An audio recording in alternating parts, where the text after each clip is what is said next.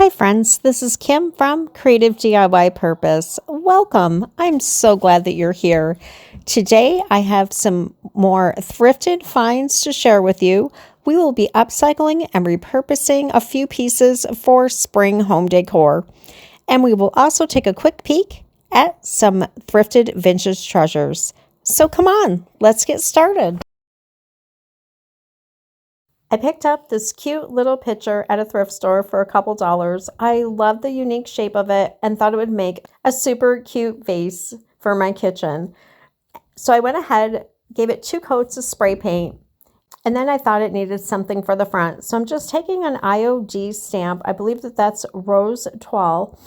And I'm going to go ahead, just put a light coat of ink on and press it onto the cardboard, because I really want a faint, almost vintage look.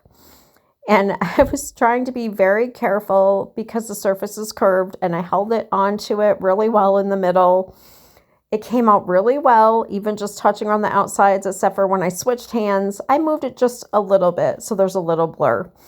And the reason I'm using the chocolate chip bag, just to help stabilize the jar. I didn't have a bag of beans, so I just grabbed the first thing that I could find. And right there when I switch hands, it just blurred a little bit, but I really like it. I like how it's faint. And there was actually a couple cracks in the glaze, and the spray paint did not cover them. So it actually looks really neat. All I did was take the IOD stamp pad, just went around the edges, just to give it a little gentle distressing. And I really like the way that it came out. I'll go ahead and spray it with some acrylic sealer.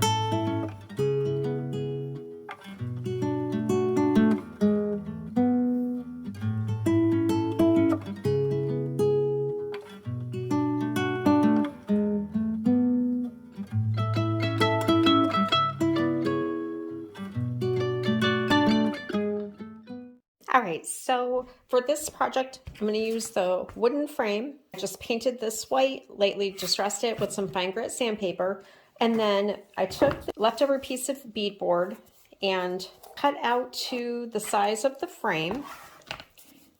And then I did go ahead and give it a couple coats of spray paint to help give it a nice fresh look. And then you can either use like a glue like E6000 or a hot glue gun.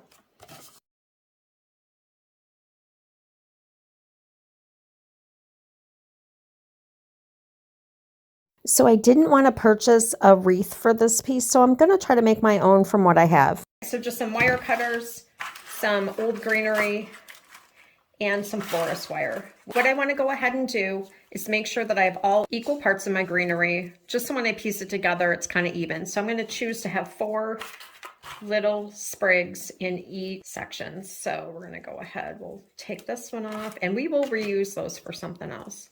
So we'll put them to the side. Okay. All right, so I'm thinking something along those lines.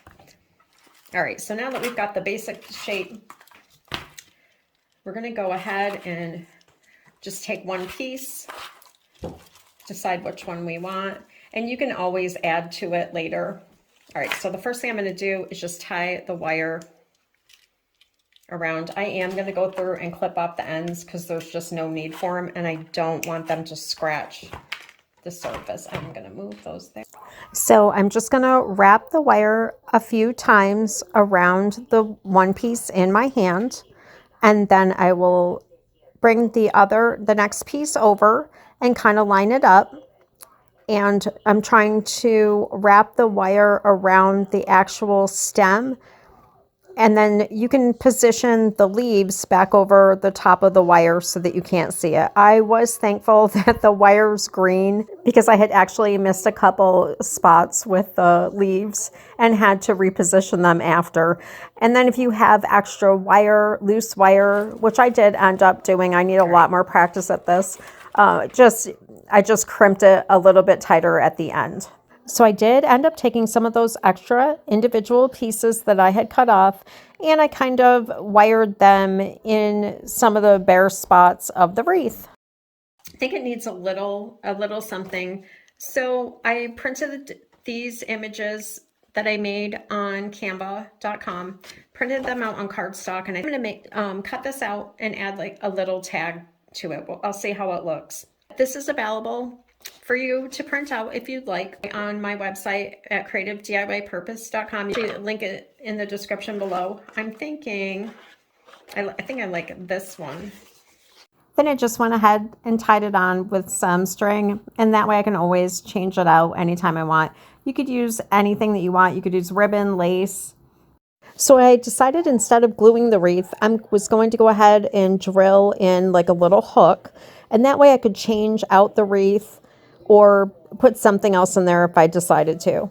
And I'll go ahead and hot glue a little piece of felt over where I screwed it in. It is just popping out just a pinch, and that'll be a super easy fix.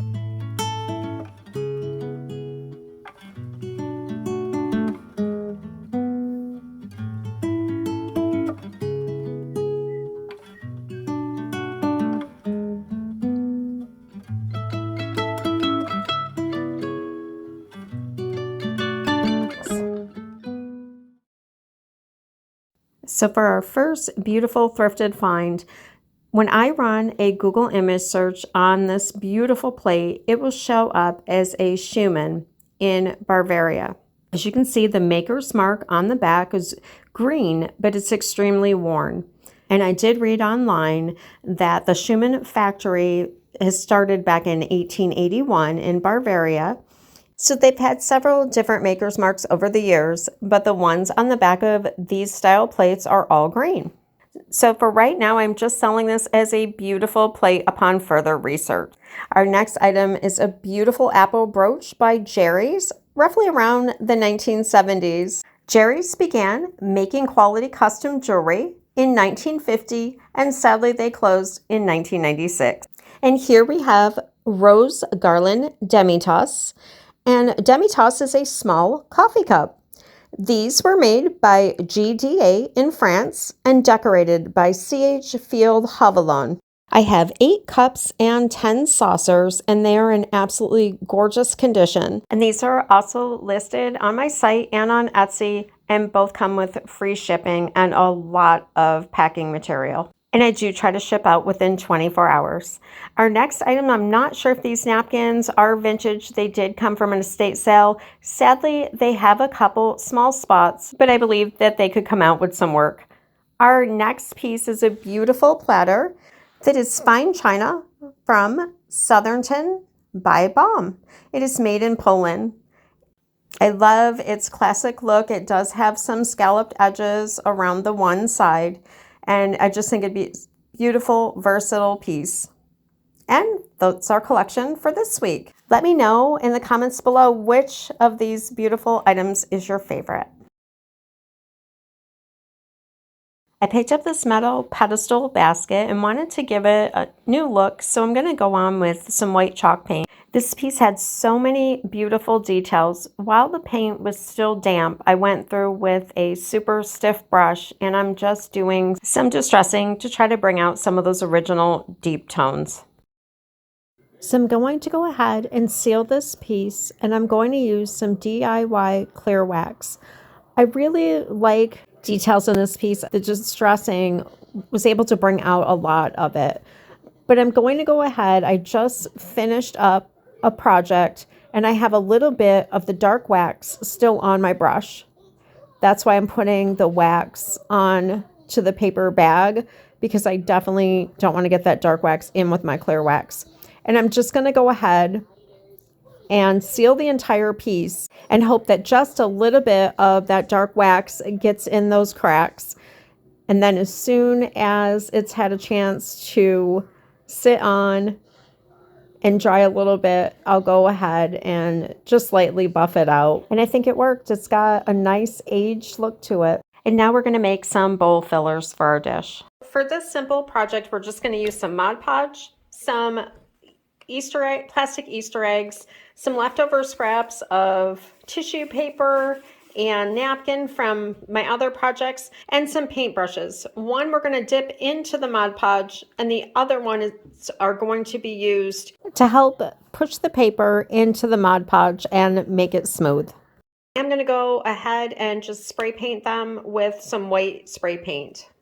Okay, so I want to go ahead and I'm going to cover some of these eggs. So I was unable to find green moss, and I kind of had my heart set on on it. So I decided to make my own. I just took some of the dry moss and just mixing in with some extra paint that I had from another project. Okay, so I'm going to lay this out on the craft paper, let it dry, spray it with some sealer, and while that dries, I'm going to go ahead and actually paint the eggs green that I'm going to be using with the moss, and that way none of the white will pop through.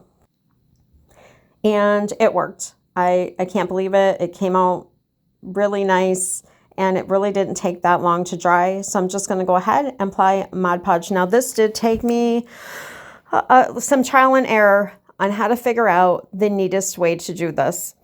And what I did was grab a piece of parchment paper, but you could use wax paper if that's what you have on hand. And I need to definitely remember this technique because this helps so much. And all I did was smush it. I would apply the Mod Podge glue, apply the faux moss, and then I'm just using the parchment paper and just patting it down. And I just continued to do that till they were all covered. All right, so I'm gonna try something I haven't tried before. So I had an old duplicate magazine here, and I went ahead and just cut out some of the verses that are in here. I thought it would be nice for Easter to try to decoupage some eggs and put some Bible verses on. You could use a magazine, a book. You could even type something up and print it out on paper and do the same.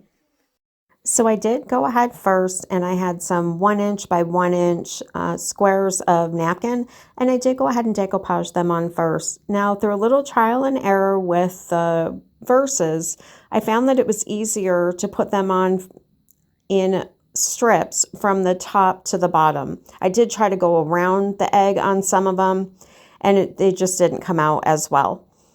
So what I tried to do was space them on the other side. I was trying to be as neat as I could. And I think it's like with anything, the first time that you do it, it's going to take took me a couple eggs before I came up with something that I really liked. And it just might take you a few tries to get it the way that you like.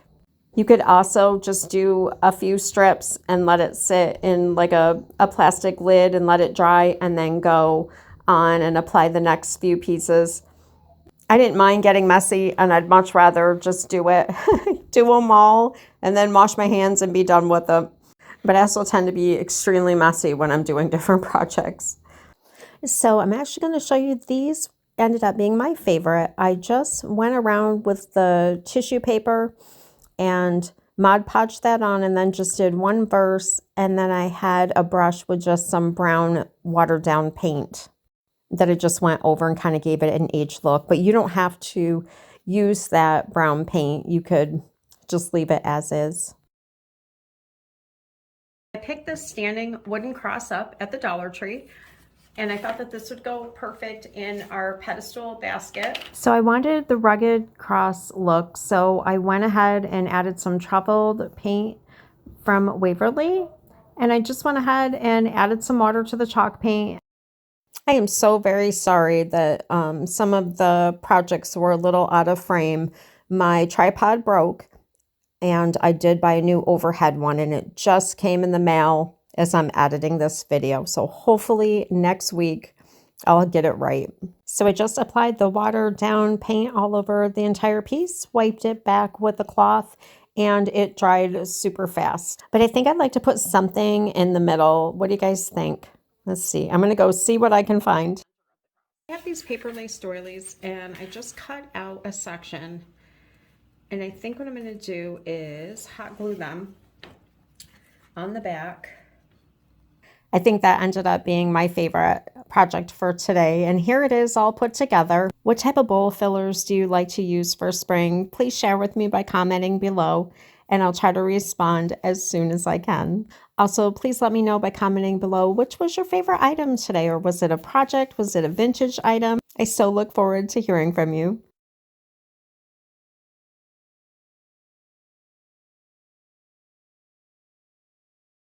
So I picked up this oversized piece of tile. I think that it was used as a trivet before because it was super greasy, but I went ahead and cleaned it.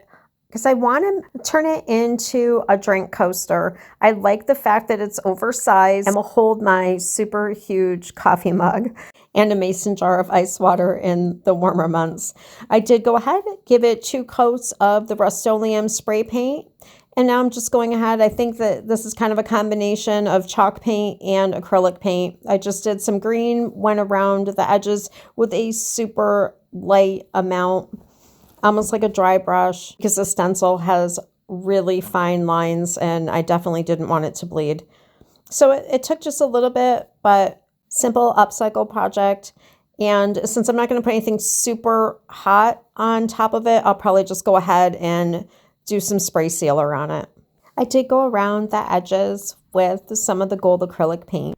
Friends, I want to thank you so much for joining me today. I hope you enjoyed this video and that you found some inspiration here. Have a super blessed week. I look forward to spending time with you next Sunday, and God bless.